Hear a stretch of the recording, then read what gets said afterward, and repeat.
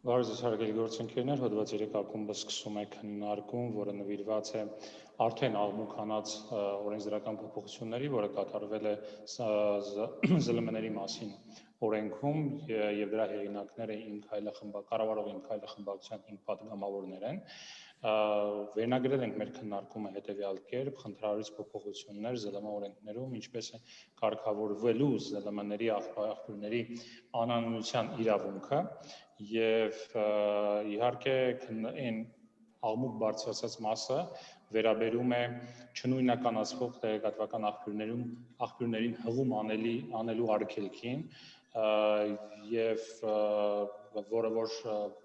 շատ ԶԼՄ-ներ կամ փորձագետներ համարում են անտեղին եւ խնդրահարույց։ Հիմա կփորձենք մեր քննարկման ընթացքում հասկանալ, թե որքանով է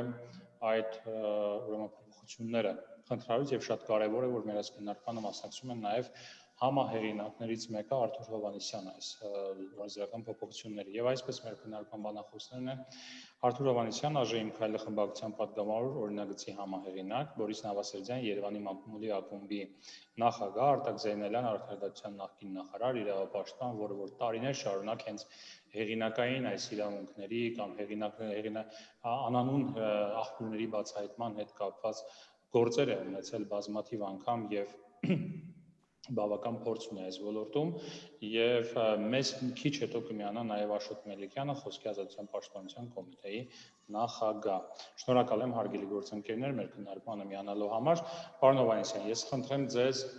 ներկայացնել այն շարժառիթները, որից ելնելով հենց կատարել եք այս օրենսդրական փոփոխությունները, հատկապես այս մասով, անանուն չնույնականացվող անանուն աղբյուրներին հղում անելու արգելքի մասով, խոսքը իհարկե առավել շատ, այսպես ասած, անանուն եւ չնույնականացնող, չգիտեմ, ասում են Facebook-յան էջերի, Telegram ալիքների մասին է եւ շատ հաճախ դա նույնականացում է մի քանի Telegram ալիքների հետ, ասել մեղադրելով ձեզ կամ քննադատելով ձեզ, նկատի ունեմ իշխող կառավարող ուժին, որ փորձում են այդ դաշտը եւս հնարավորինս վերահսկելի դարձնել։ Խնդրեմ ձեր մեկնաբանությունը։ Շնորհակալություն, բարև ձեզ, հարգելի գործընկերներ, շնորհակալ եմ նախ այս քննարկումը կազմակերպելու համար, բայց մինչ անդրադառնալը նախագծին, ես անհամաձայնություն ունեմ սկզբի համար ձեր քննարկման վերնագրի հետ, որովհետև վերնագրում նշում եք ԶԼՄ-ների աղբյուրների անանունության իրավունքը։ Ես ուզում եմ այս շփոթը վերացնենք մամուլի մի շարք ներկայացուցիչներ, մի շարք գործիչներ հանրային հենց այսպես են մեկնաբանում օրենքը։ Այս օրենքը աղբյուրների անանունության իրավունքի հետ որևէ կապ չունի։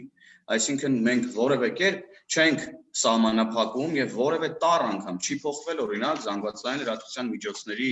մասին օրենքի տեղեկատվության աղբյուրների պաշտպանության հոդվածում, ինչը արդեն իսկ ենթադրում է, որ մենք աղբյուրների անանունության եւ լրագրողների իրավունքներին որպես այդպեսին որևէ կերպ չենք անդրադառնում։ Հիմա գալով բուն նախագծին, մենք ինչ ենք առաջարկում։ Մենք առաջարկում ենք մենք նախ եկեք ֆիքսենք խնդիրը։ Այսօր մի շարք տարբեր սոցիալական հարթակներում, տարբեր հավելվածներում, նույն ձեր նշած Telegram-յան էջեր, Facebook-յան ալիքներ դառնում են գովազդվում են իրական լրատվական միջոցների կողմից, այսինքն հղում անելու միջոցով, ակտիվ լինք տեղադրելու միջոցով այդ ալիքների կամ նրանց անունը շոշափելու միջոցով բոլոր լրատվականները տարածում են ինչ որ աղբյուրների տեղեկատվություն, անկախ նրանից այդ տեղեկատվությունը ճիշտ է թե սխալ։ Հիմա մենք չենք անդրադառնում բովանդակությանը, ես ուզում եմ հիմա մենք անդրադառնանք առանձին աղբյուրներին, որոնք մենք չգիտենք որտեղ են բացված, մենք չգիտենք ինչ նպատակով են բացված եւ ում կողմից են կառավարվում եւ մեր իրականությունում ստացվում է հետեւյալ պատկերը, որ իրական լրատվամիջոցները, լրատվական գործունեություն իրականացնողները տարածում են աղբյուրներ, գովազդում են փաստացի աղբյուրներ, որոնց կառավարման, ստեղծման եւ նպատակների մասին որևէ մեկս ոչինչ չգիտենք։ Եվ փաստացի այդ աղբյուրները դառնում են ավելի հայտնի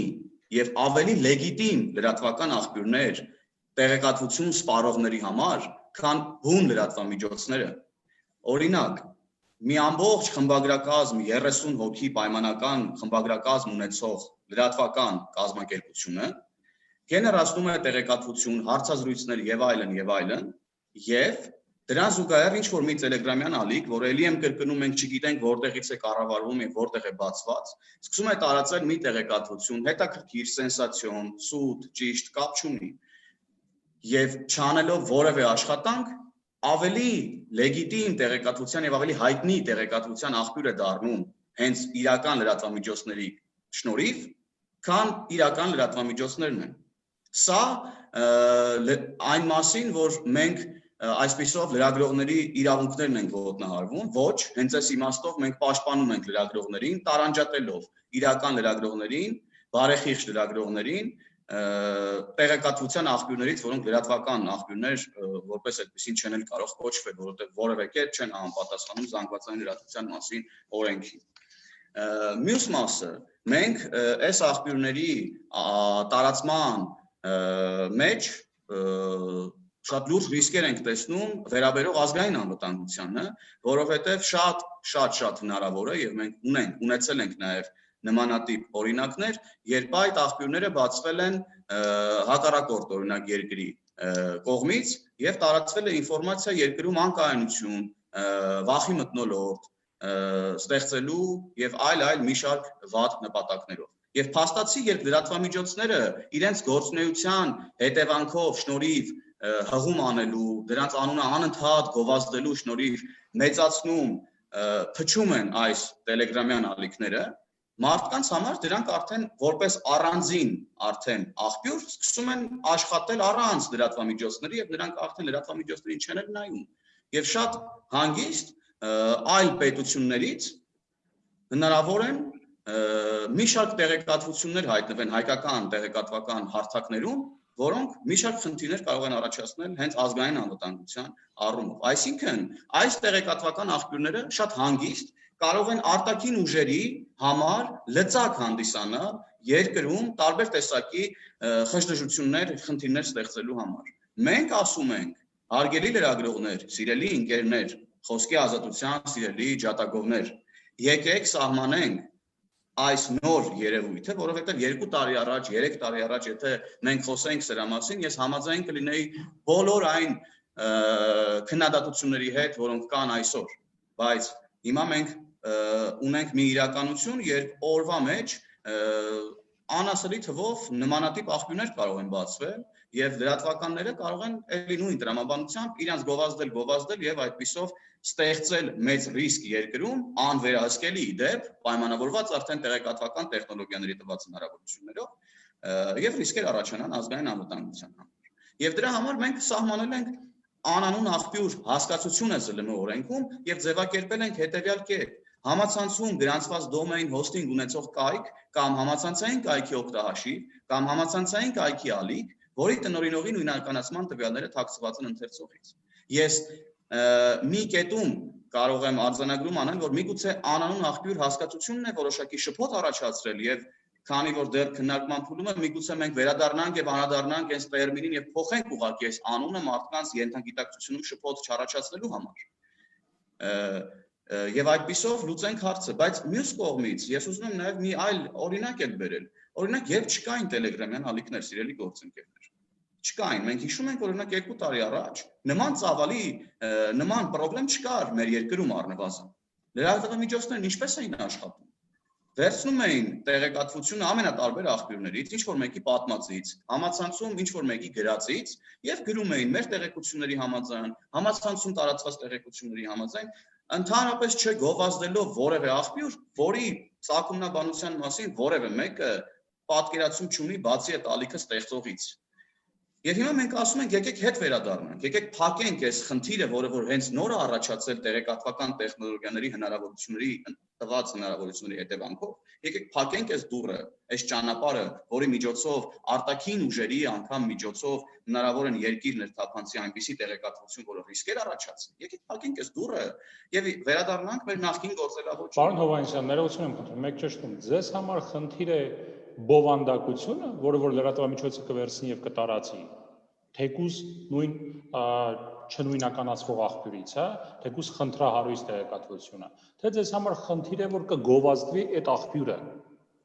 Շնորհակալ եմ։ Մեզ համար բովանդակությունն իր հերթին առանձին խնդիր է, որը որ պետք է առանձին օրենսդրական կարգավորումներով գնալ բովանդակության հետևից։ Եթե այդ բովանդակության մեջ կա որևէ անօրինական տար։ Մենք խոսում ենք աղբյուրների մասին, որոնց չի կարելի գովազդել, որովհետև մենք չգիտենք ինչ ենք գովազդում։ Եթե մենք գնայինք, օրինակ նաև խոսք է գնում ինչ-որ քաղաքական նպատակների մասին, խոսք է գնում լրացնելու մասին, ես ուզում եմ հասկանամ մենք ում ենք լրացնում, երբ որ որևէ կերպ չենք արգելում, օրինակ վերցնել այդ աղբյուրների տեղեկատվությունը եւ ինչպես որ ելի եմ կրկնում, նախկինում արվում էր այդ նույն տեղեկատվությունը հրապարակել լրատվական կայքերում, կատարելով մասնագիտական նաև լրագրողների մասնագիտական առաջնային պարտականությունը տեղեկատվության ստուգման։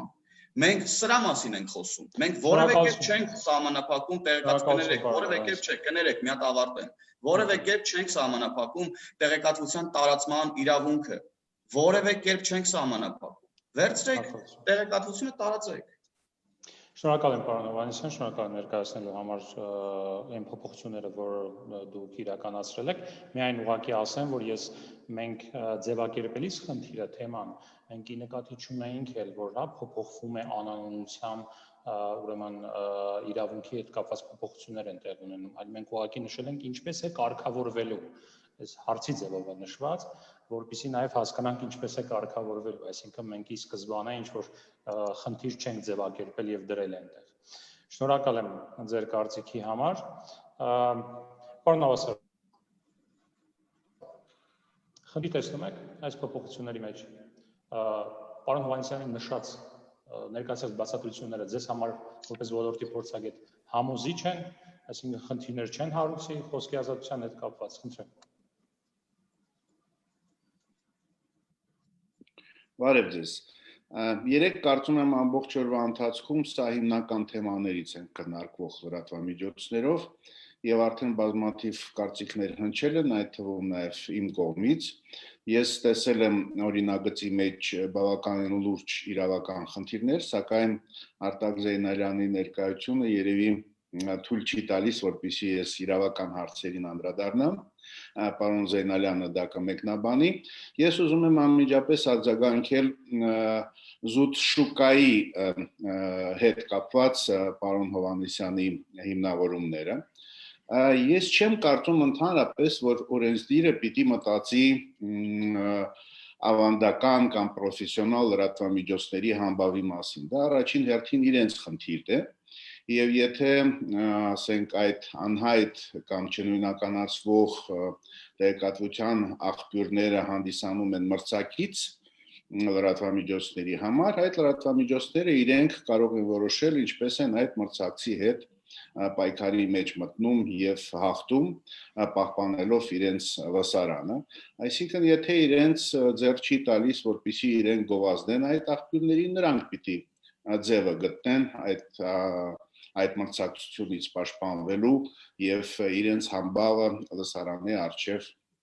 նույնպես պահպանելու։ Եվ դրա համար կան բազմաթիվ միջոցներ։ Եվ ամեն դեպքում կարծում եմ, եթե մենք խոսենք սպառողի շահերից, ապա ես կգերադասեի, որպեսզի սպառողը տեսներ այդ տարբեր չնույնականացնող աղբյուրների տեղեկությունների տարածումը ֆիլտրված պրոֆեսիոնալ լրատվամիջոցների շնորհիվ, այլ ոչ թե ունենալով բոլոր հնարավորությունները գնալ անմիջապես եւ օգտվել այդ ասենք Telegram ալիքներից, ինչը կկատարվի միանշանակ, եթե սահմանափակվի իրենց վրա հղումը ավանդական լրատվամիջոցների կողմից, իսկ որ որևէ խնդիր չունեն մարդիկ գնալ եւ անմիջապես գրանցվել Telegram-ում եւ ստանալ այդ բոլոր տեղեկությունները, նրանք կստանան։ Այսինքն տեղեկությունների բովանդակության վերաբերյալ մենք որևէ հարց չենք լուծում, գովազդման առումով նույնպես կարծում եմ որևէ հարց չենք լուծում, որտեվ արդեն այդքան են տարածվել, եթե խոսքը գնում է առաջին հերթին Telegram ալիքների մասին կամ ընդհանրապես սոցիալական ցանցերին, նրանք արդեն այնքան են գովազդված, որ որևէ առանձին վերցրած ավանդական լրատվամիջոցի կողմից նրանց հիշատակելը հաստատ այդ գովազդման վրա որևէ ազդեցություն չի գտնում։ Եվ եթե մանավանդ այդ տեղեկությունները այդ չնույնականացվող ալիքների չֆիլտրվեն եւ չներկայացվեն պրոֆեսիոնալ եւ շատ ավելի պատասխանատու լրատվամիջոցների եւ լրագրողների կողմից, ապա նորից եմ կրկնում, մարդիկ կօգտվեն անմիջապես առանց միջնորդի այդ աղբյուրների տեղեկությունների։ Պես որ ես չեմ տեսնում, որ մենք որևէ հարց այստեղ լուծում ենք, իսկ որ ստեղծում ենք բազմաթիվ իրավական կոլիզիաներ, դա ինձ համար ակնհայտ է, բայց երևի հնարավորությունը տանք պարոն Զեյնալյանին արտահայտվել, եթե համարեն, որ ինչ-որ բան կարող եմ լրացնել, դա կանեմ անպայման, մանավանդ, որ երեկ մի քանի հարցազրույցներում արդեն անդրադարձել եմ այդ խնդիրներին։ Շնորհակալ եմ, պարոն Նավասարդյան։ Սկզբից պարոն Մելիքյանին ես կխնդրեի խոսել իրավական մասով, հետո ամբողջությամբ պարոն Զեյնալյանին տանք խոսքը, որպեսզի նա ասի խնդիրների, գուցե նաև այդ խնդիրների բացակայության մասին։ Խնդրեմ, պարոն Մելիքյան։ Բարև ձեզ, կներեք, որ մի քիչ ուշացա, ցաման հետ էր կապված։ Ես երեք ամբողջ օրը մեկնաբանություններ եմ տվել տարբեր լրատվամիջոցներին եւ երևի թե նույնիսկ իմաստ ուներ հայտարարությամբ հանդես գալ, բայց քանի որ այնքան շատ էին այդ մեկնաբանություններն ու հարցազրույցները, արդեն իմաստն կորավ, քանի որ մենք տեսանք, որ լրատվամիջոցների ուշադրության կենտրոնում է այս ամենը հայտնվել եւ նույնիսկ մարդիկ, ովքեր որ ուղիղ կապ չունեն լրատվամիջոցների գործունեության հետ, նույնպես հետաքրքրված էին եւ մտահոգված։ Ես ասեմ, որ ինձ թվում է այս նոր իրավիճակը որոշակի խուճապ է առաջացրել մեր պատգամավորների շրջանում եւ իրենք որոշել են ուղղակի այսպես արգելքների միջոցով հարցերը լուծել, մինչդեռ սա շատ ավելի երկարատև եւ խոր քննարկումների անհրաժեշտություն ուներ, որպեսզի տեսնեինք, թե ինչպես կարելի է այս հարցը լուծել, բայց այն ինչ որ առաջարկում է իհարկե անընդունելի է եւ խոսքի ազատության տեսանկյունից եւ այն մտադրությունը, որ չարաշահումները սրանով կարելի է ուրեմն արմատախիլ անել, ամենևին էլ այդպես չի, նախ բարիսն էլ ասեց, թե ինչպես կարելի է շրջանցել, բայց ամենակարևորը, որ այստեղ մենք, ինչպես ես երեք շատ տեղերում ասեցի, հոնքը ուղղելու փոխարեն աչք ենք տալիս հանուն եւ փաստորեն վերստում ենք եւ լրատվամիջոցների գործունեության մենք միջամտում, սահմանափակում ենք նրանց աղբյուրներից օգտվելու հնարավորությունը եւ չենք կարողանում լայվ լսարանին զերծ պահել անցանկալի, այսպես ասած, տեղեկատվությունից։ Եվ ազգային անվտանգության վրա հղում կատարելը դա հին բոլոր իշխանությունների հիվանդություններ եւ բոլորը ասում էին, որ այլ մեր ազգային անվտանգության խնդիրը լուծելու համար, չգիտեմ, այնտեղ Ղարաբաղյան հիմնախնդիրը մեզ ստիպում է այսպիսի սահմանափակումներ անել եւ այլն, եւ մեծ հաշվով իհարկե սա ընդհանրապես քողարկում է այն անիմաստ համենայն դեպս այսպես ձևակերպեմ փոփոխությունը, որը որ կա։ Եվ բացի այդ ես ուզում եմ հղում կատարել գործող զանգվածային լրատվության մասին օրենքին եւ ասել, որ այնտեղ շատ հստակ պաշտպանության տակ է առնված անանուն ուրեմն աղբյուրը եւ լրագրողը կարող է չբացահայտել իր աղբյուրը, որևէ մեկը չի կարող դա պարտադրել, բացի դատարանից, այլ ծանր եւ հատկապես ծանր հանցագործություններ ուրեմն բացահայտելու առումով եւ այդ դեպքում դուք բոլորը գիտեք երևի այդ դրույթը, այդ դեպքում նաև լրագրողը կարող է պահանջել դրամփակ դատական նիստ անցկացնել։ Հիմա այդ գործող օրենքով պաշտպանվում է փաստորեն անանուն կամ անհայտ աղբյուրը, իսկ դուք վերցնում եք, ասում եք եկեք առհասարակ թույլ չտանք օգտվել անանուն կամ անհայտ ոչ իդենտիֆիկացված աղբյուրներից։ Դա ուղղակի կրկնում եմ ոչ մի խնդիր չի լուծում, բայց դեմ է եւ միջազգային նորմերին եւ մեր օրենսդրությանը։ Ես մի կարևոր հարց եմ ուզում տալ։ Դուք եթե այդքան համոզված եք, որ ճիշտ քայլ եք արել, այդ դեպքում իմաստ ունի այդ օրինագիծը մի հատ ուղարկել փորձաքննության, օրինակ Եվրոպայի խորհուրդ, ուղարկեք մի հատ խորհրդակցեք, ասեք գործընկերներ, մենք sense այս իրավիճակը շտկելու համար այսպեսի փոփոխություն ենք ուզում անել, ձեր հիմնավորումներն էլ ուղարկեք, կտեսնեք, թե ինչ հիմնավորված պատասխան կստանաք։ Եթե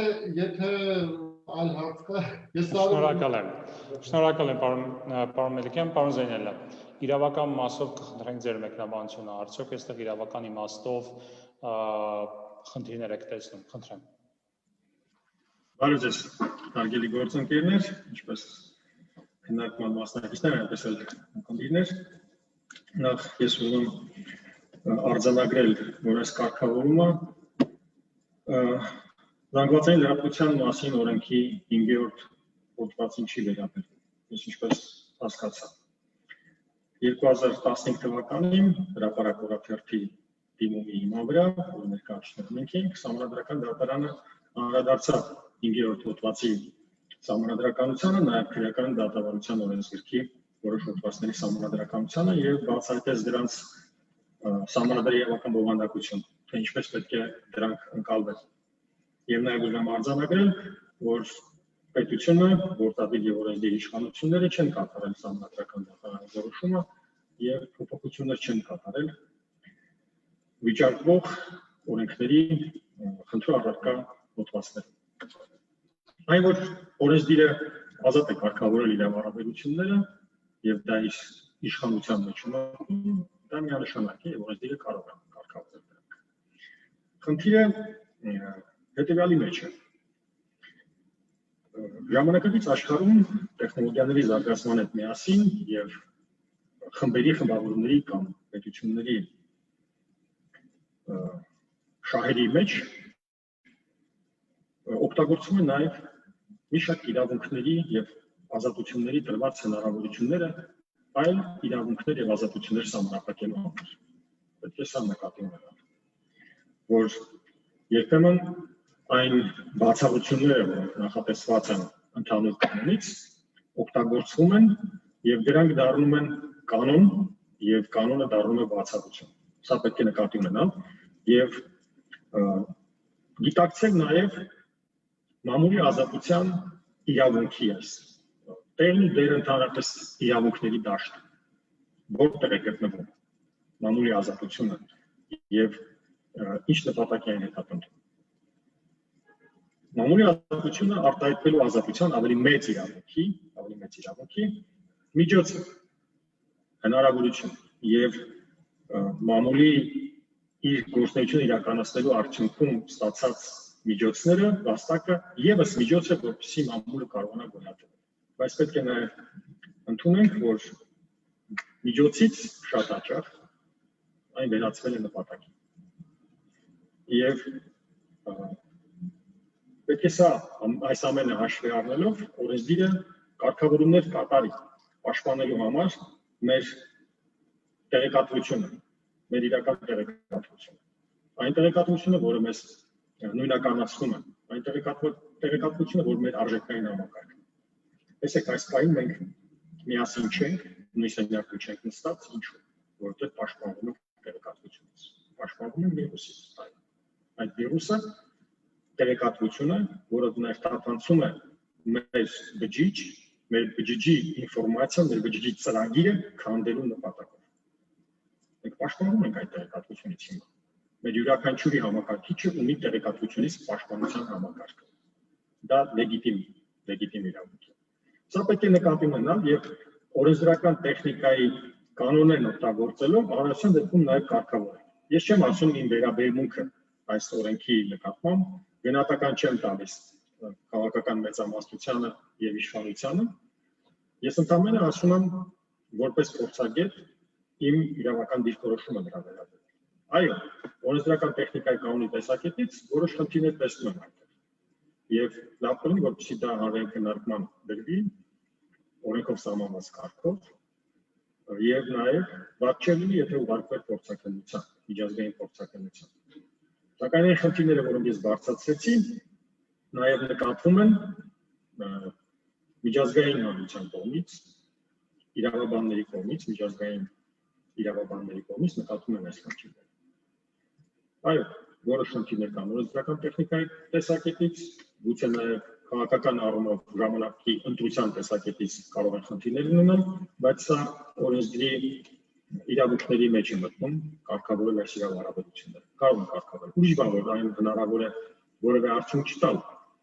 եւ այն ալիքները, որի մասին որ խոսում են, դրանք վիրուսի նման կարող են տարածվել եւ վարակել բոլորս։ Որոշ խնդիրները ինչ նկատի ունեք, որ ասում եք որոշ խնդիրներ, խնդրում եմ նշեք այդ խնդիրները։ Ես սկզբից ասացի, որ նույնացում է զանգվածային լրատվության միջոցների մասին օրենքի 5-րդ հոդվածի կարգավորումների հետ եւ թվում է թե այդ ոլորտում է գտնվում։ Բայց ինչպես հասկացա, օրենքի նախագծի հեղինակի նպատակը լրիվ այլ է եղել։ Սակայն շփոթություն է առաջացնում, որպես ինչպես օրինակ ընտանեկան բռնության մասին օրենքի ձևակերպումը խնդիր առաջացրեց, ասոցիացիաներ առաջացրեց։ Շնորհակալ եմ պարոն Զեյնալյան, շնորհակալ եմ ձեր կարծիքի համար, հարգելի գործընկերներ, իհարկե պարոն Հովհաննիսյանին հիմա պետք է հարցը ուղղեմ եւ նաեւ պարոն Հովհաննիսյանը կանդրադառնա վստահ եմ հնչեցրած կարծիքներին եւ քննադատություններին, բայց պարոն Հովհաննիսյան, այդ անդրադարձի հետ միասին նաեւ խնդրում եմ պատասխանել հետեւյալ հարցին։ Մեծ հաշվով պարոն Հովհաննիսյան, սա ժամանակին առաջ էր քաշվել նաեւ ֆեյքերի դեմ պայքարի օրինագիծ, որ չնույնականացվող աղբյուրներին են հղում անում եւ պարտավորությունը դրվում էր լրատվամիջոցի վրա։ Գուցե պետք է այդ համատեքստում դիտարկել խնդիրը եւ դա է լուծումը, դա դիտարկել որպես լուծում։ 2014-ին դա չընդունվեց, որովհետև վիճակը այդքան օրացական չէր։ Հիմա ակնհայտ է, որ այս ոլորտում իհարկե խնդիր կա, բայց ամեն դեպքում գուցե սա պետք է դիտարկել, հա? Խնդրեմ։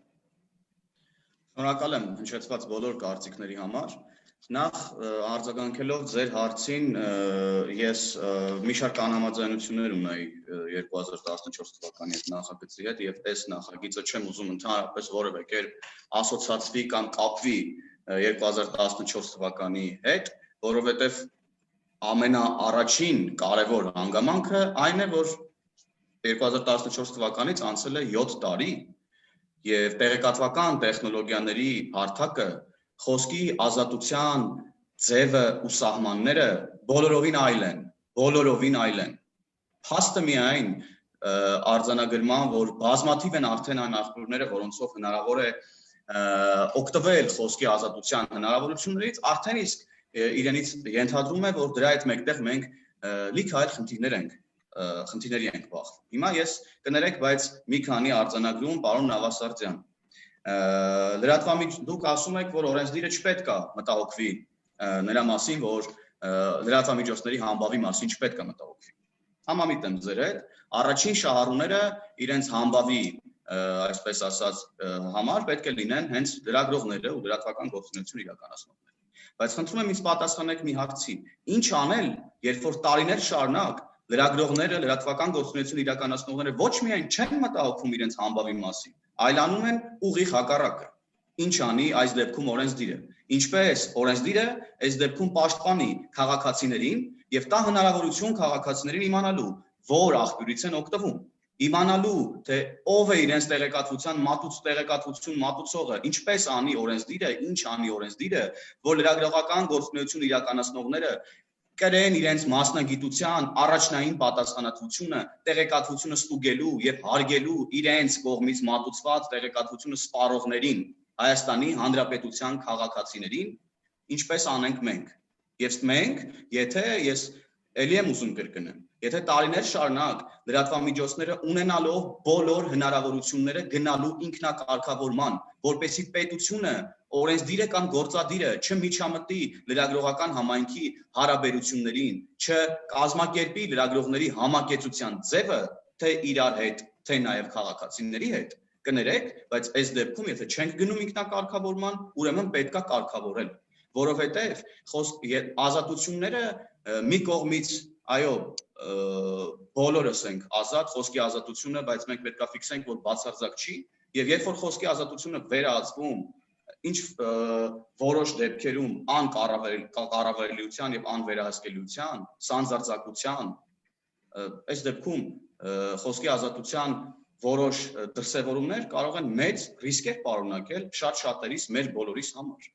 Կորոնավիրուսի Բայց արդյոք ձեր օրինագիծը ներողություն եմ խնդրում, հենց այդ խնդիրները լուծելուն է ուղղված։ Դուք ասում եք օրինագիծը եւ ընդհանրապես օրինագիծը անանուն աղբյուրը չնշելուն է։ Այսինքն ինքը կարող է բովանդակությունը վերցնել, որը խնդրահարույց կլինի, հա, որը սանձարձակ կլինի, որը կեղծիք կպարունակի գուցե, որը զրպարտություն կպարունակի, բայց տարածի, բայց չնշի անունը։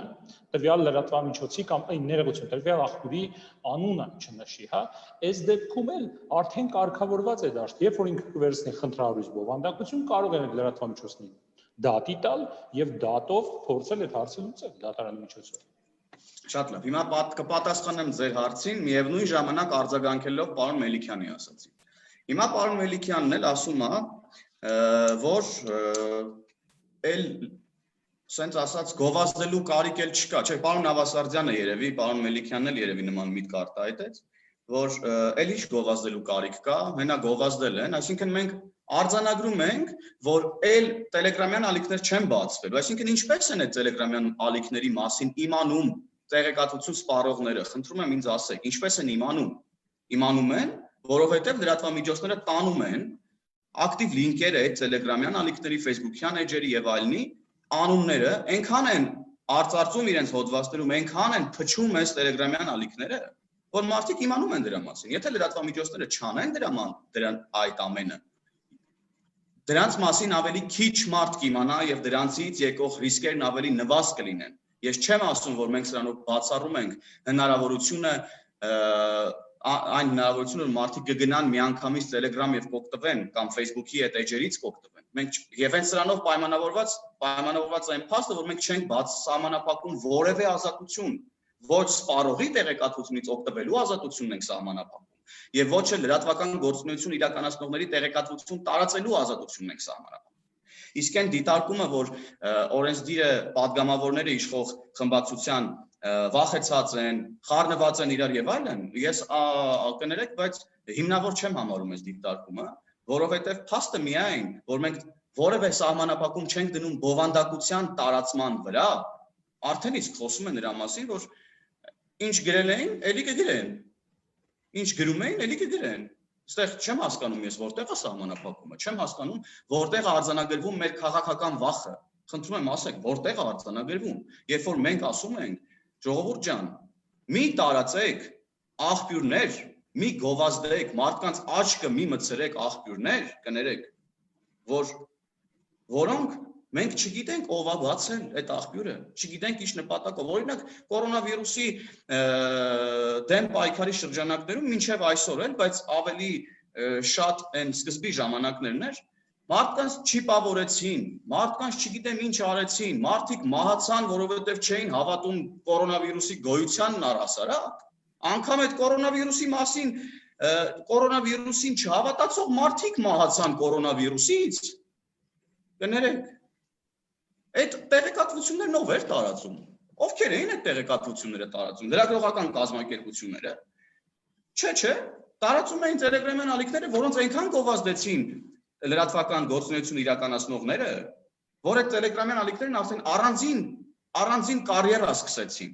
Առանձին լրիվ, այլ առանց լրատվամիջոցները իրանք ավելի հայտնի են, քան հենց բուն լրատվամիջոցները։ Եվ մի շատ կարևոր հանգամանք էլ կա։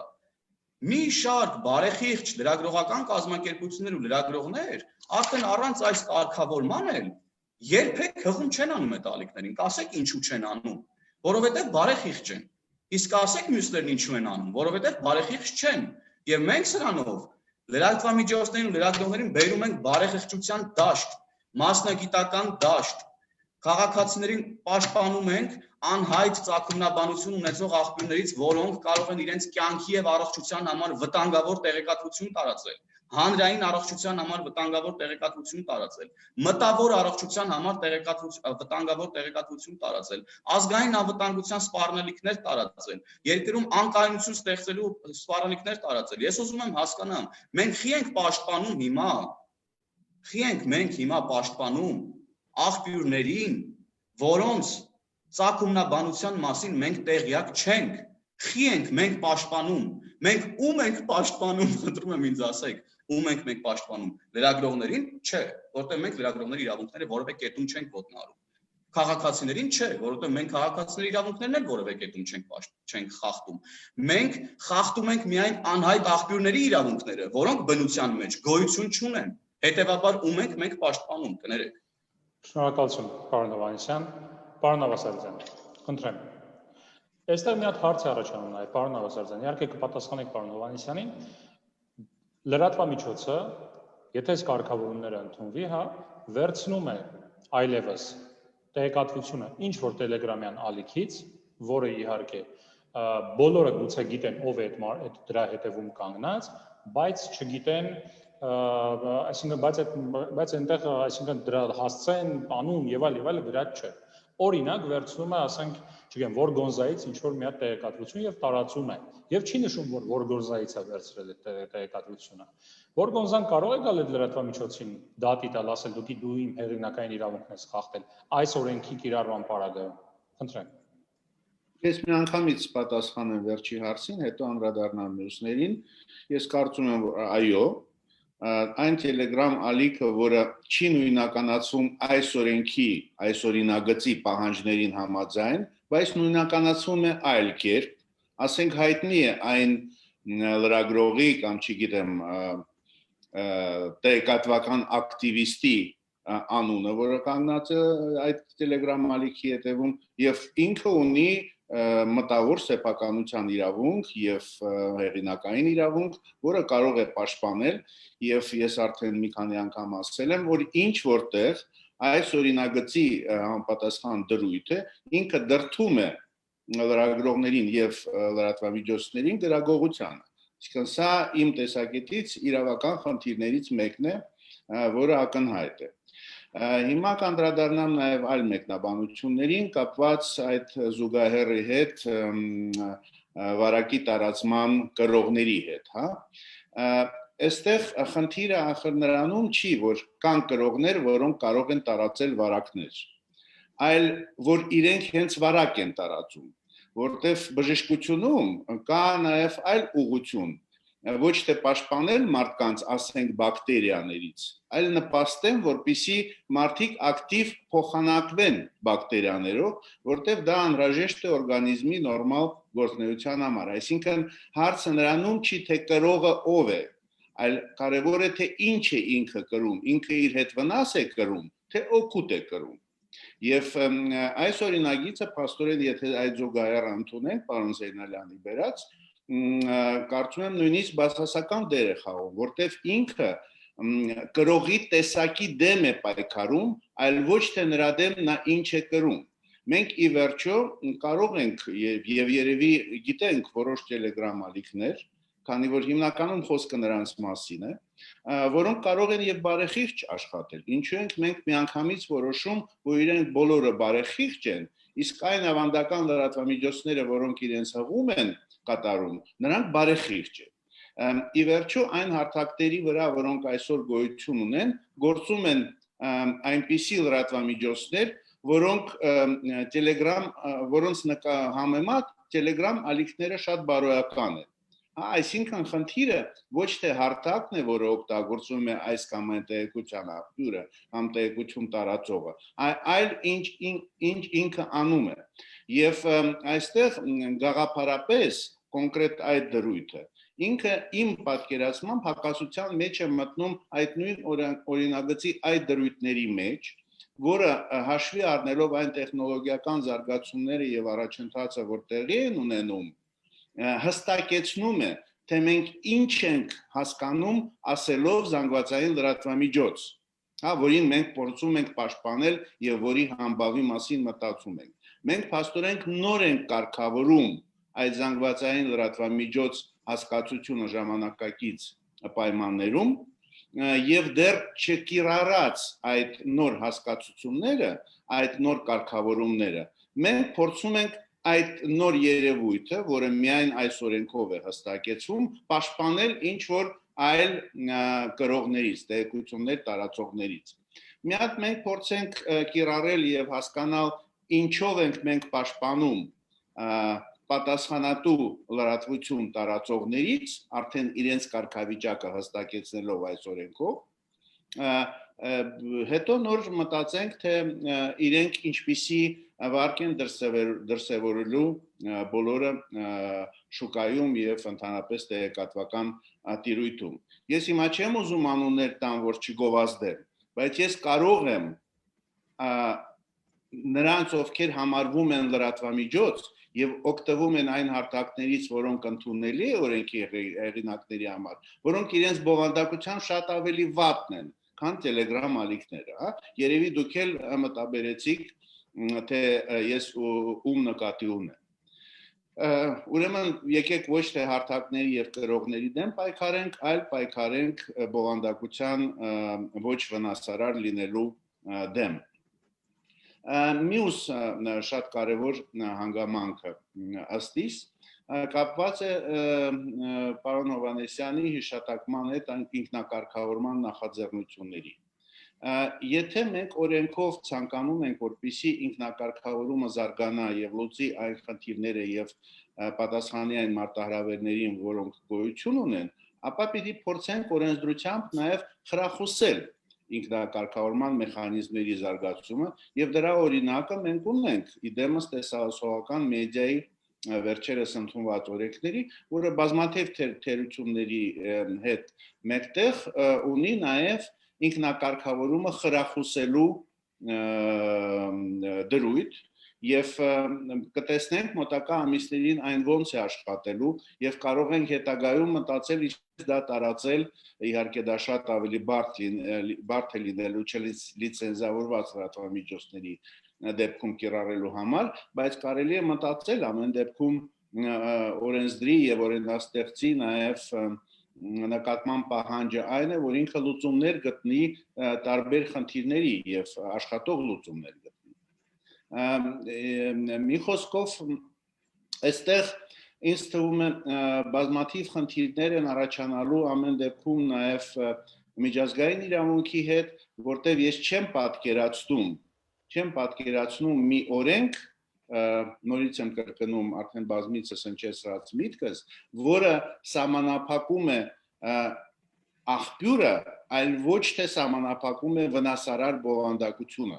Մենք ի սկզբանե որոշում ենք, որ այդ աղբյուրի բովանդակությունը ինքը վնաս է հասցնում, որը հանրային վտանգ եւ սպառնալիք է պարունակում։ Ես կարծում եմ, որ դրա իրավունքը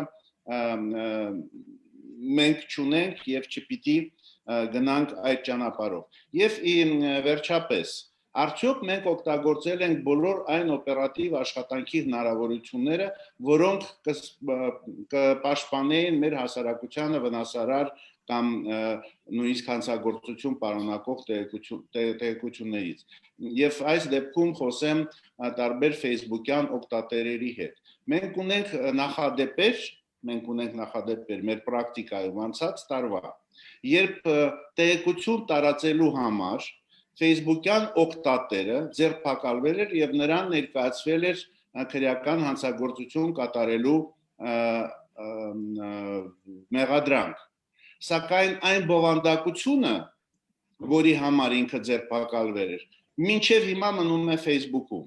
Այսինքն մենք չենք օգտվում այն հնարավորություններից, որը տրամադրում է Facebook-ը որպես սոցիալական հարթակ, արգելափակելու այս կամ այն բովանդակություն, այսինքն որևէ նախաձեռնություն այդ ուղղությամբ չի եղել։ Այն դեպքում, որ մենք տեսնում ենք, որ ասենք նույն Ադրբեջանը եւ պատերազմից առաջ եւ պատերազմի ընթացքում ինչպիսի ակտիվությամբ եւ ինչպիսի արդյունավետությամբ արգելափակում էր այն օգտատերերին, որոնք իրենց պատկերացմամբ վնաս էին հասցնում իրենց եւ բավականին արդյունավետ օգտվեցին Facebook-յան կարգավորումներից։ Մենք այդ եղած մեխանիզմները չօգտագործած փորձում ենք այնպիսի բարդ մեխանիզմ եւ սկանդալներ առաջացնող մեխանիզմ կիրառել, որի հետևանքները այսօր հաշվարկելը շատ դժվար է։ Դրա համար ես առաջարկում եմ, որպեսզի մենք խնդիրներին մի փոքր ավելի համարժեք մոտենանք եւ գտնենք ավելի համարժեք եւ ավելի արդյունավետ աշխատող մեխանիզմներ։ Շնորհակալություն, պարոն Նավասարդյան, պարոն Մելիքյան, խնդրեմ։ Շնորհակալություն։ Ես նախ ուզում եմ անդրադառնալ կարևորագույն հարցին, թե ում ենք մենք պաշտպանում։ Ուրեմն, երբ որ ժամանակին մենք պայքարում ենք, որպեսզի ապաքրեականացվի վիրավորանքն ու զրպարտությունը, այն իշխանությունները մեզ ասում են, որ դուք զրպարտողներին եւ վիրավորողներին եք պաշտպանում։ Երբ որ մենք ասում ենք, որ 1087 պրիմ հոդվածում 1 միլիոնը եւ 2 միլիոնը համայն դեպս 2010 թվականի համար դա աստղաբաշխական թվերը միջացրեք, մեզ էլի ասում են, գիտեք, դուք պաշտպանում եք վիրավորողներին եւ զրպարտողներին։ Հիմա այստեղ է։ Մենք ոչ թե պաշտպանում ենք այդ խայտարակ աղբյուրները, այլ մենք պաշտպանում ենք լրագրողի, մենք պաշտպանում ենք մեծ հաշվով հետաքննական լրագրությունը, որը որ անհնարին է առանց ուրեմն ճիշտ անանուն աղբյուրների։ Մենք պաշտպանում ենք որակյալ լրատվամիջոցներին, որոնք որ կարող են օգտվել եւ տարածել հանրային մեծ նշանակություն ունեցող տեղեկատվությունը, այն պայմանով, որ այդ տեղեկատվությունը հաղորդողը խնդրել է իր անուն ազգանունը չբացահայտել։ Բայց մյուս կողմից իհարկե ես հիմա ուզում եմ անդրադառնալ պարոն Զեյնալյանի ասացին, ոչ ոք չի վիճարկում ազգային ժողովի այդ իրավունքը եւ առաքելությունը կարգավորել խնդիրները, որոնք որ հասարակության մեջ առկա են։ Որ միանգամայն համաձայն եմ, որ բացառությունները իհարկե չպետք է դառնան նոր։ Մենք հասկանում ենք, շատ լավ գնահատում ենք, որ դա հայտարարություն է այն, ինչ որ տիրում է մեր լրատվական դաշտում եւ օգտագործելով այդ անանուն աղբյուրները, հաճախ հղում կատարելով անանուն աղբյուրներին, բայց չունենալով որևէ աղբյուր, ուղղակի մատից ծծած, այսպես ասած, տեղեկատվությունը հրամցնում են, կամ չարաշահում են այդ անանուն աղբյուրը օգտագործելու տարբերակը եւ դրա միջոցով մանիպուլյացիաներ, ֆեյք լուրեր եւ այլն, մենք ամեն ինչ դա տեսնում ենք։ Եվ այս առումով էր, որ իմ հարցազրույցներից մեկում ասեցի, որ մեծ հաշվով իհարկե կարելի է հասկանալ պատգամավորներին, որոնք որ նախաձեռնությամբ են հանդես եկել։ Բայց այդ նախաձեռնությունը իսկապես պետք է այնպես լինի, որ խոսքի ազատությանը չվնասի եւ խնդրում խոսքի ազատությունը ստանդարտակցության հետ չխառնել, չասել, որ խոսքի ազատության պատճառով է, որ այսօր այս ստանդարտակ ավելին ոչ։ Խոսքի ազատությունը դա պատասխանատու խոսք է եւ պատասխանատու աշխատանք է, բայց եթե դուք այս փոփոխության վնաս եք հասցնում նաեւ որակյալ լրատվությանը, որակյալ լրատվամիջոցներին, այդ դեպքում ավելի լավ է, որ նրանք օգտվեն, քան թե որակյալ լրատվամիջոցները չկարողանան լրատվական հետաքննություն անցկացնել եւ այլն եւ այլն։ Ես կրկնում եմ եւ պնդում եմ, որ եթե դուք համոզված եք, որ ձեր լուծումը լավագույնն է, դուք ուղարկեք սա միջազգային փորձաքննության։ Եվ ես ամենևին համաձայն չեմ, որ այս փոփոխությունը կապ չունի 5-րդ հոդվածի հետ։ Ես ուզում եմ մեջ բերել 5-րդ հոդվածի առաջին կետը։ Լրատվական գործունեություն իրականացնողները եւ լրագրողները պարտավոր չեն բացահայտել տեղեկատվության աղբյուրը։ Շարունակում եմ բացառությամբ սույն հոդվածի երկրորդ մասով նախատեսված դեպքերի, երկրորդ մասի բովանդակություններ ես իմ առաջին խոսքում արդեն ասացի։ Այս հոդվածի արկայության պարագայում, երբ որ դուք արգելում եք այդ անանուն տեղեկություններ, տեղեկատվության աղբյուրներ վկայակոչելը կամ օգտվել դրանից ավելի ճիշտ, դուք ուղղակի ասում եք, որ լրագրողը պարտավոր է բացահայտել եւ հակասելու եք այս 5-րդ հոդվածին։ Ես մնում եմ այդ կարծիքին եւ կրկնում եմ ձեր առաջարկած փոփոխությունը լավ քննարկված չէ, այն լուրջ քննարկումների առիթ կարող է դառնալ եւ եթե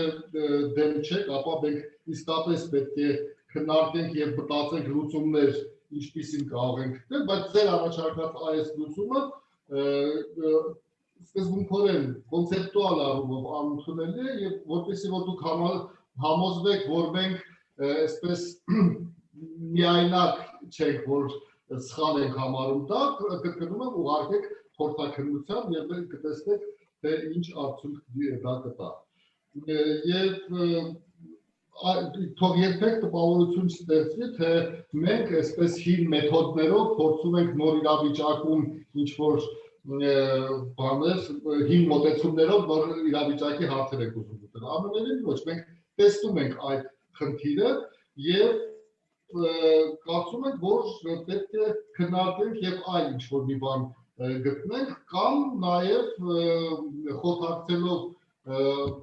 այսպես ժողովրդական ավելի զարգացած երկրների փորձագետների հետ, տեսնենք, թե իրենք ինչ են մտածում, այդ հաստատ մենք միայնակ չենք, այս խնդրի հետ մենք մենակ չենք, որ առնչվում ենք։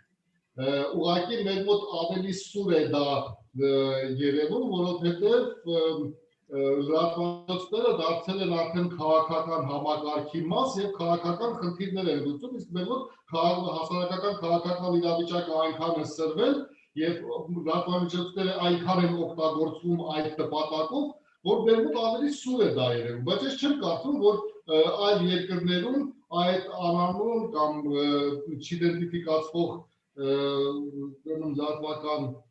աղբյուրները անտեսվում են եւ չեն օգտագործվում։ Ես ամենևին էլ համաձայն չեմ այդ մոտեցման հետ։ Շնորհակալ եմ, պարոն Մելիքյան, պարոն Զենյալյան, այստեղ այս մասում, քննարկման երկու խնդիր առաջացավ, որ իրավական առումով ձեր մեկնաբանությունը կխնդրեի։ Մեկը հեղինակային իրավունքի մասով, որ պարոն Նավասարդյանը ասում է, որ սա դրդվում է, այս օրենքը այս ձևով օրենսդրական փոփոխությունները այս ձևով ընդունելու դեպքում կդրդի լրատվամիջոցներին իրականացնել գրագործություն, եւ երկրորդը պարոն Մելիքյանի ասածը, որ եթե գոյություն ունի կարգավորում առ այն, որ լրատվամիջոցը չպետք է բացահայտի իր աղբյուրները բացի օրենքով սահմանված հատուկ դեպքերի, ապա տվյալ դեպքում այս կարգավորումը դա հակասության մեջ կարող է մտնել այս դրույթի հետ։ Խնդրեմ ձեր մեկնաբանությունները։ Երբ որ լրատվամիջոցը չի բացահայտում իր տեղեկատվության աղբյուրը, արդյոք խախտում է այդ տեղեկատվության աղբյուրի հեղինակային իրավունքը։ Դա է աբսուրդ։ Այստեղ հեղինակային իրավունքի չկա։ Այն տեղեկատվության աղբյուրը, որ ուզում է մնալ անանուն, ի սկզբանե հրաժարվել է իր հեղինակային իրավունքներից, նա չունի այդ իրավունքը։ Եվ ասել, որ մենք դրդում ենք հեղինակային իրավունքի խախտման կամ այլ ձևակերպմամբ գրագործության ենք դրդում, այստեղ անտեղին է։ Հաջորդ հարցը, արդյոք լրատվամիջոցը չպետք է բացահայտի տեղեկատվության աղբյուրը։ Կարող է չբացահայտել տեղեկատվության աղբյուրը։ Դա հավանականություն է, դա բացառություն է։ Ընդհանուր կանոնից է բացառությունը։ Բարեխիղճ լրատվությունը, այո, պետք է նաև աղբյուրը բացահայտի։ Ես արդեն ասացի սկզբում, մամուլի ազատությունը դա միջոց է նպատակին հասնելու համար։ Դա այլ իրավունքների ապահովման նպատակ է հետապնդում եւ ոչ թե ինքը ուղղակի հենց բուն նպատակ է։ Պարոն Մելիքյանը ասաց, կրկնեց ըստ էության իմ մտահոգությունները, որ իրավունք է չարաշահվում։ Այո, խնդրու առարկա օրենքի 5-րդ հոդվածը տվել է հնարավորություն չբացահայտել աղբյուրը, այս բացառությունը դարձել է որպես գործելավոճ եւ չարաշահվում է այս իրավունքը, տեղին անտեղին հղում է կատարում այդ հնարավորությանը եւ եթե օգտագործեմ պահպանեմ Ամերիկյան հեղինակային իրավունքը մատից ծծած լուրերը հրապարակվում, նպատակ ունենալով վաստակել, իսկ այդ վաստակ արդեն ասացի ընդամենը միջոց է գոյություն ունենալու համար, բայց ոչ թե նպատակ։ Այդ տեղեկատվությունը նաև համապատասխան դաշտ ստեղծելու նպատակ է հետապնդում, որ մշտապես լինեն հոսքեր, ֆինանսական նաև հոսքեր։ Եվ այո, քաղաքական համակարգի մաս է դարձել, ինչի իրավունքը չուներ եւ այդ նպատակով չի ստեղծվել իրավունքի համակարգում մամուլի ազատության իրավունքը։ Ես ըստ էության պատասխանեցի ձեր հարցերին, նաև ասելով, որ պետք է նաև կամքը ազատորեն ձևավորել։ Եվ այդ ձևավորման ազատության վրա անօրինական եւ նենգ միջամտություններ չպիտի լինեն։ Եվ շատ հաճախ այս նենգ միջամտությունները լինում են այդ գործիքների միջոցով։ Իրավակարգավորումների հետ կապված ցանկացած իրավակարգավորում եւ տալիս է օրենսդիրը, պետք է նաեւ մտածի այդ հարաբերություններում իրավունքների պաշտպանության եղանակների մասին եւ որպեսզի այդ պաշտպանության եղանակները լինեն արդյունավետ։ Արդյունավետությունը ինչ է ենթադրում, որ հնարավորինս նաեւ արագ լուծվեն այս խնդիրները։ Եվ եթե արտադատական կարգով լուծման մասին է խոսքը, իրավունքների պաշտպանության արտադատական կարգով խնդիրների լուծման մասին է խոսքը։ Առաջնահերթությամբ, որտեղ դա ավելի արդյունավետ է, ավելի արագ է, ավելի էժան է։ Եվ եթե դա հնարավոր չի, ապա դատական պաշտպանության հնարավորություն պետք է ստեղծվի։ Եվ նաև պետք է օրենսդիրը հաշվի առնի այս իրավարաբերություններում, այս իրավարաբերությունները կարգավորելիս եւ այսպիսի վեճեր գեներացնելիս, որքան բեռ է ավելանում արդարադատության համակարգի վրա։ Սա էլ պետք է հաշվարկի օրենսդիրը։ Մենք տեսնում ենք, որ մեր արդարադատության համակարգը ճկված է ուղղակի բեռի տակ, իրավարաբերությունները մեջ ծագող վեճերի բեռի տակ, եւ ուղղակի այդ բոլոր իրավունքները դարձնում է այդ բոլոր իրավունքների դատական պաշտպանությունը դարձնում է անարդյունավետ։ Պատկերացրեք, այս հարաբերությունները եւս ավելանալու են դատական համակարգի վրա։ Այսինքն կարգավորելիս պետք է նաեւ նկատի ունենալ սա անպայման։ Նկատի ունենալ, որ այս իրավունքի պաշտպանության նպատակով, երբ որ ստեղծում ես դատական պաշտպանության հնարավորություն, որքանով է սեղմվում, որքանով է խոցվում են մյուս իրավունքները, որոնց դատական պաշտպանության ժամկետը երկարելու է, այն պատճառով, որ սրանք են ավելանալու այդ բանի վրա, այդ բեռի վրա։ Նաև պետք է նկատի ունենալ, որ սրա հետ մեկտեղ պետք է դատական համակարգը բեռնաթափել, դատավորների քանակը ավելացնելով։ Սա մեծ ծախսի հետ է կապված, պետք է կարողանալ նաև սա հաշվարկել։ Շնորհակալ եմ։ Շնորհակալ եմ, հարգելի գործընկերներ, մենք մոտ 1 ժամ ուղիղ եթերում աշխատում ենք միասին, շատ շնորհակալ եմ ձեր կարծիքների համար։ Հիմա ամփոփում ենք մեր քննարկումը եւ յուրաքանչյուրը 1-2 րոպեի ընթացքում, եթե կարիքը կա ամփոփիչ խոսք ասելու, ամփոփելով ձեր խոսքը, արձագանքել, ընդհանրապես, հա, վերջնական այսպես ասած կարծիք հայտնել, խնդրեմ, պարոն Հովհաննիսյան, եկեք ձեզանից սկսենք, հավանաբար կցանկանաք անդրադառնալ, բայց խնդրում եմ, յուրաքանչյուր 2 րոպեի ընթացքում տեղավորեք։ Շնորհակալություն։ Մի քանի արձանագրում այս կարևոր քննարկումից։ Ես կարծում եմ մենք հստակորեն ֆիքս նախ սկսենք հեղինակային իրավունքից, ես կներեք, բայց էլի ուզում եմ այդ հարցը տալ, էլի, ում հեղինակային իրավունքների մասին ենք մենք ընդհանրապես խոսում։ Ում, մենք չգիտենք ում հեղինակային, այսինքն եթե մենք ասում ենք օրինակ ենք բերում Վարգոնզոին, որը որ նույնականացվում է եւ որից արտատպելն առանց հղման առաջացնի հեղինակային իրավունքի խնդիր, ապա խնդրում եմ ինձ ասեք, որտեղ առաջանում հեղինակային իրավունքի խնդիր, երբ որ մենք չգիտենք ով է ստեղծել այդ տեղեկատվությունը։ Եթե կգա այդ տեղեկատվության ստեղծողը իր հեղինակային իրավունքները պաշտպանելու հետևից, սիրով համեցեք տեսնենք ով է այդ անանուն աղբյուրը եւ այդ անանուն աղբյուրն այլևս չի լինի անանուն աղբյուր, որտեղ մենք կիմանանք ով է եկել իր հեղինակային իրավունքները պաշտպանելու։ Սա մեկ։ Երկրորդը, պարոն Մելիքյանն անընդհատ հղում անում 5-րդ կետին, ես նորից ուզում եմ ասել, որ սա որևէ կապ չունի լրագրողների, աղբյուրի պաշտպանության հետ։ Եթե լրատվամիջոցը չի բացահայտում իր աղբյուրը, ինչ կապ ունի սա նրա հետ, որ մենք ասում ենք եկեք չգովազդենք անանուն աղբյուրները, անհայտ ծագում ունեցող աղբյուրները, սա բացարձակապես կապ չունի ախր է, բանի աղբյուրի պաշտպանության։ Տեղեկատվության ազատության, տեղեկատվության տարածման ազատության հետ, սա կրկին բացարձակապես որևէ կապ չունի, որովհետև որևէ կետով չի սահմանափակվում տեղեկատվությունը տարածելու լրատվամիջոցների ազատությունը, չի սահմանափակվում որևէ կետով։ Այսինքն մենք ֆիքսում ենք, որ բոլոր այս պահին եղած շահարկումները, քննադատությունները, որոնք կան հանրային դաշտում, ընդհանրապես կապ չունեն այն ամեն ինչի հետ, ինչ որ մենք առաջարկում ենք։ Մենք ասում ենք եկեք թույլ չտանք, որպեսզի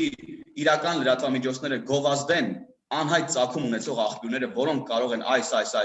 ռիսկերն առաջացնել, հստակ օրինակներով էլ բերում ենք ինչ ռիսկեր կարող առաջացնել։ Մյուս կողմը ասում է դուք խախտում եք տեղեկատվության տարածման ազատությունը, խախտում եք աղբյուրի պաշտպանության բանը, կետը, խախտում եք հեղինակային իրավունքը։ Բայց արի ու տես, որ ընդհանրապես ոչ աղբյուրի պաշտպանության մասին է խոսք գտնում, ոչ տեղեկատվության ազատ տարածման եւ ոչ էլ առավել եւս հեղինակային իրավունքի։ Հետեւաբար էլի այդ հարցը իմ մոտ առաջանում է եւ այդ զուգահեռները պարոն Մելիքյանի, որ նախորդ իշխանությունները ասում էին, այս հիմա զրպարտություն անողին եք պաշտպանում, մենք բոլորովին տարբեր բաների մասին ենք խոսում, բոլորովին տարբեր, բոլորովին։ Եվ խնդրում եմ, եկեք հստակ արձանագրենք վերջնականապես, որ այս նախագիծը ոչ աղբյուրների պաշտպանության մասին է, ոչ տեղեկատվության ազատության սահմանափակման մասին է եւ ոչ էլ հեղինակային իրավունքի մասին է։ Այս նախագիծը նրա մասին է, որ չի կարելի մարդկանց աչքը մտցնել անհայտ ծագումնաբանություն ունեցող աղբյուրներին, գովազդել իրանց, փչել իրանց, ավելի լեգիտիմ լրատվական աղբյուր դարձնել սպառողի աչքերում, քան իրական լրատվամիջոցներն են, իրականի նկատի ունեմ ԶԼ օրենքին համապատասխանող տեղեկատվություն տարածողները։ Մեր ասածը սրա մասին է։ Եվ ես վստահաբար կարծում եմ, որ սրանով մենք օգնում ենք լրագրողներին եւ այս նախագծի ընդունման առաջին շահառուն պետքա լինեն հենց խոսքի ազատության համար պայքարողները, հենց լրատվական գործունեություն իրականացնողները։ Հենց նրանք պետքա շահագրգռված լինեն, որ այս օրենքը մտնի ուժի մեջ։ Եվ ես եւ այս օրենքի համահեղինակները համար պայքար ենք մղելու, որ այս օրենքը կյանքի կոչվի։ Ինչ վերաբերում է պարոն Զեյնալյանի նշած որոշակի խնդիրներին, նաեւ կապված դատականի հետ, նաեւ կապված որոշակի տեխնիկայի հետ, ես համաձայն եմ, որ դեռ կա աշխատելու բան այս նախագծի վրա։ Եվ ինչպես արդեն նշել եմ, մենք այս մեկ ամսվա ընթացքում, որը նախատեսված է առաջարկությունների համար, պարտադիր հնարավորինս լայն կազմով քննարկում կկազմակերպենք կրկին անդրադառնալու բոլոր խնդրահարույց ձեր կողմից ամեն դեպքում մատնանշված եւ խնդրահարույց կետերին, որոնց հետ մենք ելի եմ ուզում կրկնեմ, բացարձակ համամիտ չենք։ Շնորհակալ եմ, պարոն Հովհաննիսյան, դուք նշեցիք, որ այս օրենքի ջատագովները պետք է լինեն խոսքի ազատության համար պայքարողներ, օրենսդրական դեպքությունների, բայց հարց է առաջանում, ինչու նրանք դեռ դրա ջատագովները չեն եւ դեռ քննադատում են։ Բայց եկեք սա եւս երկարացնենք։ Որովհետեւ քննադատողները ուրիշ բան են ասում ախր, ես ուրիշ բան եմ ասում, մենք ուրիշ բան ենք ասում։ Քննադատողները ուրիշ բան են ասում, հետեւաբար պետք է հավաքվել եւ քննարկել այս օրենքը, օրենսդրական փոփոխությունները, խնդիրները եւ այլը, հույս ունեմ այս քննարկումը այսպես ասած մեկ կաթիլ էր այդ ամբողջ քննարկումների ծովի մեջ եւ ինչ որ առումով օգնեց, որպեսզի օրենսդրական փոփոխությունները ավելի խղկվեն, ավելի լավը դառնան եւ իսկապես ծառայեն իրենց նպատակներին։ Պարոն Մելիքյան, խնդրեմ, շատ կարճ, եթե ցանկանում եք անդրադառնալ, ամփոփել։ Ոչ, պարոն Հովհաննիսյան, մենք ուրիշ բանի մասին չենք խոսում, մենք խոսում ենք այն վտանգների մասին, որոնք միգուցե դուք չեք նկատել, բայց գոյություն ունեն։ Եվ ձեր համար պայքարով դուք դրդում եք մեզ նաև համար պայքար իրականացնել եւ ապացուցել, որ դուք դրանով ավելի շատ վնաս եք տալու, քան օգուտ։ Ես կրկնում եմ, որ ձեզանից վատ չենք մենք պատկերացնում իրավիճակը, ինչ է, ձեզանից վատ չենք պատկերացնում, որ դրա շտկման անհրաժեշտություն կա, միգուցե նաև օրենսդրական փոփոխություններով, բայց այն ինչ որ դուք եք առաջարկում, մեր թվարկած բոլոր վտանգները կան, դուք ուղղակի դա չեք տեսնում։ Եվ ես ափսոսում եմ, որ դուք չեք նկատում նաև, որ խոսքը ոչ թե գովազդելու մասին է այդ անհայտ աղբյուրների, այլ իհարկե այդ անհայտ աղբյուրների բովանդակությունն է ձեզ մտահոգում, որը որ գալու է հասարակության մեջ։ Պետք չէ այս իրականությունից հեռու գնալ։ Դուք ասում եք, չէ, բովանդակության հետ մենք կապ չէ, այն ձևը, որը որ դուք առաջարկում եք, դա հենց բովանդակության առումով եւ